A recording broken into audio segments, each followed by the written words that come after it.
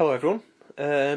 Wow, you wait for one new Dreamcast to shoot them up, and then two come along at once. This is NeoXYX on the DC, and up with the forthcoming review I'm going to do of Redux on Dreamcast as well. This represents two games released by the sister companies, NG Dev Team and HuCast. They've got common. It's a common development studio. There's kind of quite a bit of cross-pollination between members of the two teams, but this is NG Dev Team's offering. This is a collector's edition. It's limited to 500 units, and I'll go through what the contents are of it. But as a bonus in this one, you get quite a cool T-shirt. Well, it's a very cool T-shirt. Unfortunately, I'm never going to open it. But I've seen graphics of this, and it is a really nice T-shirt. I'm sorely tempted to open it up and sod it, but with the way that I kind of collect for DC, I won't. So in this set, I think the most striking thing you'll notice about this set when you actually get it is the artwork on the outside. Absolutely gorgeous, like per usual. Carries on that tradition of Gunlord, definitely in this one, and Fast Striker, and also Last Hope as well. All had stunning artwork on them, and as you'll see, this entry is no exception. I actually think it's got the best artwork out of NG Dev's releases. It's beautiful, and it's such a well put together package as well. I've said this on my blog. It's like it puts a lot of proper official Dreamcast releases to shame, really. Certainly better than a lot of the PAL artwork that came out anyway, and a lot better than quite a few of the Japanese ones as well. Well, I think so anyway. So you get quite a few things in this package as well as a T-shirt.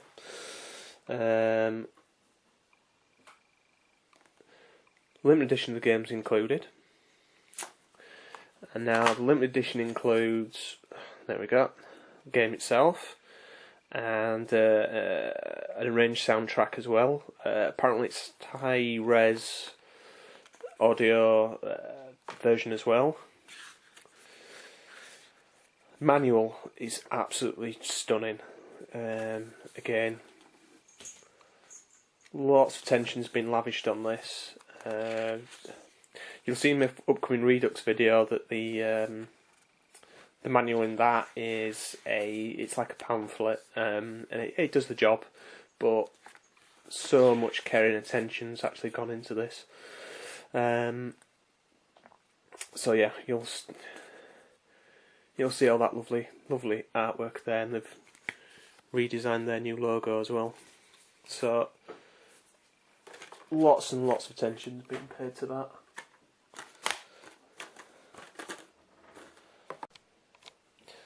Okay, you also get there we go, a few postcards as well. Game artwork. I think all this stuff's kind of exclusive to this edition. There's a sticker, and some kind of bookmarks there as well, featuring the game artwork, and also a copy of the standard edition, which I have. There we go, which I've kind of based my review on. It's got the same kind of internals as the limited edition, so really nice set. Sold out everywhere, unfortunately, so glad I picked that up when I did. It sold out pretty early on, so really pleased to have that. Okay, next part of the video I'll tell you what I actually think of the game. Okay then, so it's time to get down to a verdict. What I think about there we go, NeoXYX, and just a few thoughts on the actual package and everything as well. As you'll see in the first part, really nicely presented game. And this is the collector's edition. It's a 300 copy limited run, and yeah, I would have bought the limited edition and the regular edition separately anyway. I tend to do that with these releases, just so I've got kind of like every version possible, to be honest, because it's a stupid collecting habit that I've got. Game itself, I played the game probably for a couple of hours, and so far so good. Very impressed, to be honest. Game is nice and difficult, and I had to really kind of like to pull out the Dreamcast arcade stick to play it properly, to be honest, because the pad just doesn't do it justice. I kind of my kind of playing style is kind of quite twitchy, and I couldn't get the twitching very accurate in the control of the ship, just using the pad, so just didn't work for me. So I got the arcade stick going, and found myself kind of improving with every credit, to be honest. Really quite nice chaining system in the game, and quite forgiving as well. You can kind of, if you break the chain, you get another chance to kind of to keep it going and to boost your score, really. But to be honest, I was purely playing for survival. The game itself seems to be kind of very influenced by Toaplan shoot 'em ups, and you'll see little bits in there. I mean, graphically, really good looking game. On the original Neo Geo, it's probably one of the best looking games.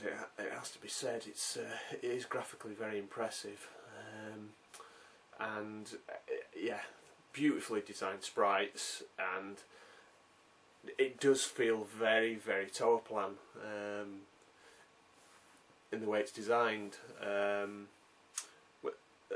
It's got a sequence at the beginning where the ship gets dropped in by another ship, which is a bit cave, but that's where the similarity ends, really. And as I said, it's a stiff challenge, but you never feel kind of like cheated by the game. It's always kind of like a mistake you've made, and you always do a little bit better the next credit, so it is nicely balanced. Smart bomb, it's really cool. Actually, the smart bomb is definitely a homage to Tatsujin with the kind of the over the top kind of animation that flashes on screen when you press the smart bomb, and it is a kind of like quite a simple controlled game with one button doing your fire, one button doing your smart bomb, and you take it from there, really. Boss battles, really interesting as well. It's all about picking out the right strategy, and beautifully animated yet again.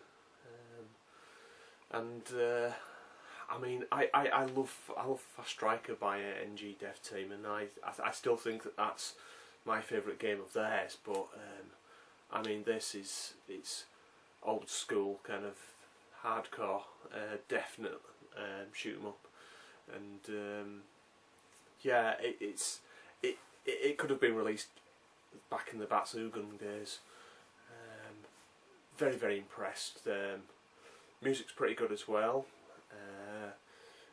In terms of setup, the game's kind of set up for tape mode, really, and anything other than tape mode just isn't quite as nice as that mode, because it really does the game justice.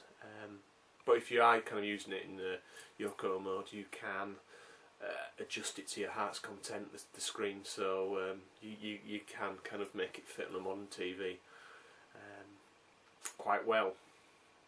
So it is quite easily one of the best indie shoot-em-ups out there, and it's good to see the Dreamcast getting these parts of the Neo Geo versions. I'd be interested to see how this plays. I mean, it's obviously been kind of play tested to death just to get the balance right, and it's a lovely game, well worth picking up, really is. I think it sold out of its original print run, and they've printed more copies up recently, so I'd snap it up, and I wouldn't be surprised. I mean, the press out there is very, very good.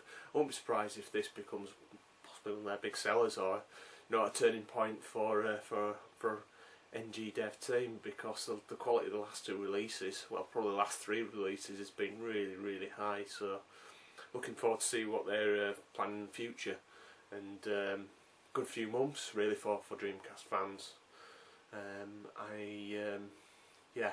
I'm looking forward to Ghostblade when that comes out too. But for now, that's it. I will be taking a look at Redux in the near future. I've got a copy of that, but I've not had a go on it yet. So I'll tell you what I think of that then. If I had to rate the game, I would let's keep it old school, and I'd probably give it like, let's say 91%. So yeah, 91. Cool. Okay, thank you for watching, and I will see you in the next video. Goodbye.